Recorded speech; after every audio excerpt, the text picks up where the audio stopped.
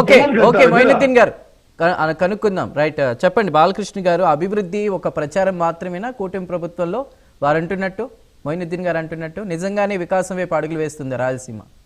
మనం డిబేట్ లో కూర్చొని మాట్లాడినంత మాత్రాన ఇది కాదండి. ప్రజలు చూస్తానే ఉన్నారు అభివృద్ధి ఎక్కడ జరుగుతా ఉంది, ఎక్కడ ఇది చేస్తున్నారు. రాయలసీమలో ఎనర్జీ వైజ్ కానీ, ఇండస్ట్రియల్ ఇన్ఫ్రాస్ట్రక్చర్స్ కానీ కూటమి ప్రభుత్వం వచ్చిన తర్వాత ఏ విధంగా అభివృద్ధి చెందుతుందో ప్రజలందరూ చూస్తానే ఉన్నారు. మరి జగన్మోహన్ రెడ్డి గారు కడప జిల్లా, నేను కడప జిల్లా వాసినే. మరి పులివెందులకు మంచినీటి సౌకర్యం కూడా జగన్ ప్రభుత్వం వచ్చినప్పుడు కూడా మంచినీటి సౌకర్యం కూడా రాలేని పరిస్థితి అక్కడ. అదే విధంగా స్టీల్ ప్లాంట్ 3 సార్లు రాజశేఖర రెడ్డి గారు ఉన్నప్పుడు ఓపెన్ చేశారు. మరి అదే విధంగా చాలా వరకు అవకతవకలు జరిగినాయి. ఉద్యోగాలు వస్తాయన్నారు. మా వాళ్ళని 30,000 ఉద్యోగాల కోసం వెయిట్ చేసినారు. 30,000 ఉద్యోగాలు. ఆ 30,000 ఉద్యోగాలు రాజశేఖర రెడ్డి పీరియడ్ లో ఎక్కడికి పోయినాయి? మరి అదే విధంగా ఎన్నో పునాదులు వేశారు. అది సమాధులుగా మారిపోయే తప్ప పునాదులు ఏ విధంగా కూడా ఇన్ఫ్రాస్ట్రక్చర్స్ డెవలప్మెంట్ కాలే. ఇప్పుడు అదే విధంగా ఆయన మూడు ప్రాంతాల డెవలప్మెంట్ అని చెప్పి ఆయన ముందుకు సాగినాడు. కానీ 3 ప్రాంతాల డెవలప్మెంట్ ఎక్కడ వచ్చినాయి, ఎక్కడ అభివృద్ధి చెందింది, ఎవరు అక్కడ ఇన్ఫ్రాస్ట్రక్చర్స్ కానీ డెవలప్ చేశారు? ఉన్న ప్రాజెక్ట్స్ అన్ని అప్పుడు గవర్నమెంట్ లో ఉన్న ప్రాజెక్ట్స్ అన్ని తరలించుకోపోయారు. మరి కియా మోటార్స్ సెకండ్ ప్లాంట్ కూడా ఇక్కడ పెట్టాలని ఎంతో యోచన చేశారు. అది కూడా ఇక్కడి నుంచి తరలించుకొని వేరే రాష్ట్రానికి పోయిన కారణాలు చాలా వరకు పెద్ద పెద్ద కంపెనీస్ కూడా వేరే రాష్ట్రానికి పోయినాయి. ఎందుకంటే వాళ్ళకి కావాల్సింది వాళ్ళ పర్సెంటేజ్ వాళ్ళ బాగోగులు ఉండాల్సిన పరిస్థితి ఉంది. అటువంటి పరిస్థితిని మనం ప్రజలందరూ చూస్తూనే ఉన్నారు. అదే విధంగా ఈ రోజు కర్నూలు జిల్లాలో కానీ ఇంజనీరింగ్ ఇన్ఫ్రాస్ట్రక్చర్స్ కానీ, మరి అనంతపురం జిల్లా కానీ, అదే విధంగా శ్రీ సిటీ తిరుపతి కానీ ఏ విధంగా ప్లాంట్స్ వస్తున్నాయో, ఏ విధంగా ఇన్ఫ్రాస్ట్రక్చర్ వస్తుందో ప్రజలందరూ చూస్తూనే ఉన్నారు. అక్కడ ఇన్ఫ్రాస్ట్రక్చర్ తో పాటు they are giving the data also. ఏ డేటా ఏమంటే ఇంతమంది ఉద్యోగాలు కల్పిస్తాము, ఇన్ని ఉద్యోగాలు ఇస్తామని చెప్తున్నారు. అదే విధంగా మన కేంద్ర ప్రభుత్వం 3 సార్లు నరేంద్ర మోడీ గారు మన రాష్ట్రానికి వచ్చాడు. 3 సార్లు రాష్ట్రానికి వచ్చినప్పుడు ఎన్ని వేల కోట్ల ప్రాజెక్ట్స్, లక్షల కోట్ల ప్రాజెక్ట్స్ మనకు వచ్చాయి. అదే విధంగా connectivity of roads, green highways, every village మన స్టేట్ లో ఉండే ఎవ్రీ విలేజ్ కూడా కనెక్టివిటీకి దగ్గర అవుతా ఉంది. ఆ విధంగా ప్రతి ఒక్కరు ఇది చేస్తున్నారు. మన తిరుపతి డెవలప్మెంట్ ఏ విధంగా జరుగుతా ఉంది? తిరుపతి పిలిగ్రిమ్స్ కూడా ఈ రోజు కూడా ఇక్కడి నుంచి బీహార్ కు ఒక రైలు మార్గాన్ని కూడా ఏర్పాటు చేశారు. అదే విధంగా వందే భారత్ ఎక్స్ప్రెస్, అదే విధంగా కనెక్టివ్ స్ట్రిప్ యార్డ్స్, ఈ విధంగా కనెక్టివిటీ ఎంత బాగా పెరుగుతూ ఉంది. అదే విధంగా మరి ఇన్ఫ్రాస్ట్రక్చర్ పెరుగుతూ ఉంది, ఎంప్లాయ్మెంట్ పెరుగుతూ ఉంది. అదే ఇప్పుడు వీళ్ళ వర్షన్ అంతా ఏ విధంగా. బాలకృష్ణ గారు, నాదొక సూటి ప్రశ్న.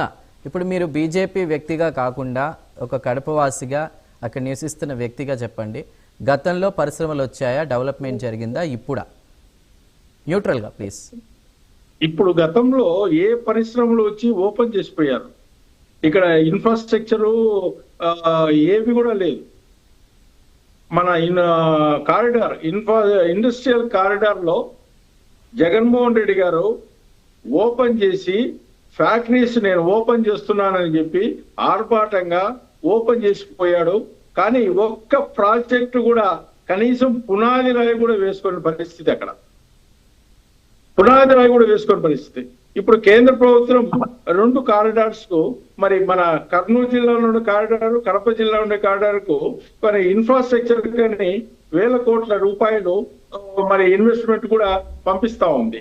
మరి ఇటువంటి పరిస్థితుల్లో ఇక్కడ జరుగుతున్న అభివృద్ధిని ప్రజలు చూస్తున్నారే తప్ప మరి జగన్మోహన్ రెడ్డి గారు ఉన్నప్పుడు ఏ ఫ్యాక్టరీ వచ్చింది?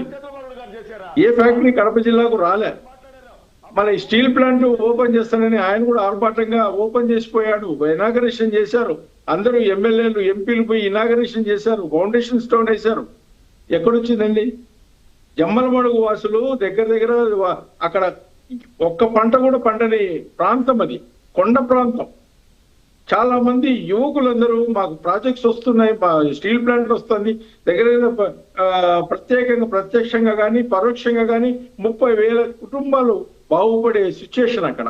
అటువంటి సిచ్యుయేషన్ కూడా రాలేకపోయింది. ఎందుకంటే సిసిఐ ప్లాంట్ ఏ విధంగా వాళ్ళు మూపించినారు, ఏ విధంగా దౌర్జన్యం చేసి మూపించినారు, ఏ విధంగా సిసిఐ ప్లాంట్ ఇక్కడి నుంచి తరలి వెళ్ళిపోయి వాళ్ళు హ్యాండ్ ఓవర్ చేసుకున్నారో కడప వాసులు కాదు, స్టేట్ వాసులు, స్టేట్ లో అందరికి కూడా తెలుసు విషయం. కానీ వాళ్ళ అంతా భారతీయ ప్లాంట్ పెట్టారు. భారతీయ ప్లాంట్ కు వాటర్, అక్కడికి రైతులకు ఇవ్వాల్సిన వాటర్ ను భారతీయ ప్లాంట్ కు తీసుకుపోతున్నారంటే, అక్కడ చేపల చెరువులు పెట్టుకుని వాళ్ళ చేపల చెరువులకు నీళ్లు తీసుకుపోతున్నారంటే సర్వరాయ సాగర్ ప్రాజెక్టు నీళ్లు వాళ్ళు ఏ విధంగా వాళ్ళు అభివృద్ధి చేసినారని చెప్పాలి మనం. ఎందుకంటే ఏ ముఖ్యమంత్రి అయినా కూడా గత 30 ఏళ్ల తర్వాత ముందు కుప్పం పరిస్థితి చూడండి, ఇప్పుడు పోయి కుప్పం పరిస్థితి చూడండి. గత 20 ఏళ్ల తర్వాత రాజశేఖర్ రెడ్డి ముఖ్యమంత్రి కాకముందు పులివెందుల. అయితే ఇప్పుడు మీరు చెప్తున్న అభివృద్ధి అంతా ఏదైతే ఉందో అది గత ప్రభుత్వపు కొనసాగింపే కదా అన్నట్టుగా కూడా వైసీపీ వాదిస్తోంది. దానికి ఏమంటారు మీరు? ఎట్లా new projects, new companies, Google ఏమంటారు ఇప్పుడు వచ్చిందంటే మేమే ప్రతిపాదించాం. వాళ్ళని చెప్పమనండి, వాళ్ళ దగ్గర పోయి కూర్చొని గూగుల్ మీరే చెప్పిండి మేము పెడుతున్నామని చెప్పమనండి. కావాలండి ఇంత దౌర్భాగ్యంగా మాట్లాడడం ఏంటండి? ప్రజలను మభ్యపెట్టేదానికి ఈ విధంగా చేయడం భావ్యం కాదు. ఎందుకంటే జగన్మోహన్ రెడ్డి గారు ముఖ్యమంత్రిగా ఉన్నప్పుడు కేంద్ర ప్రభుత్వం చాలా సహాయం చేసింది. నరేంద్ర మోడీ గారు ఆంధ్రప్రదేశ్ డెవలప్మెంట్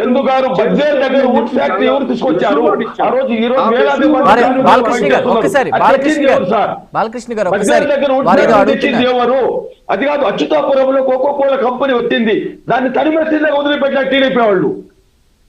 కోకోకోలా ఫ్యాక్టరీ అచ్యుతాపురంలో ఎందుకు పారిపోయింది అక్కడ చెప్పండి వాళ్ళకు. కోకోకోలా కంపెనీ ఎందుకు వెళ్ళిపోయింది? మీల్ ఫ్యాక్టరీ ఎందుకు వెళ్ళిపోయింది? బల్ ఫ్యాక్టరీని ఎందుకు ఆపేశారు? జిందాల్ ఫ్యాక్టరీ ఎందుకు ఆపేశారు? జగన్మోహన్ రెడ్డి చేశారా? ఆపేసి జగన్మోహన్ రెడ్డి గారా? జగన్మోహన్ రెడ్డి గారు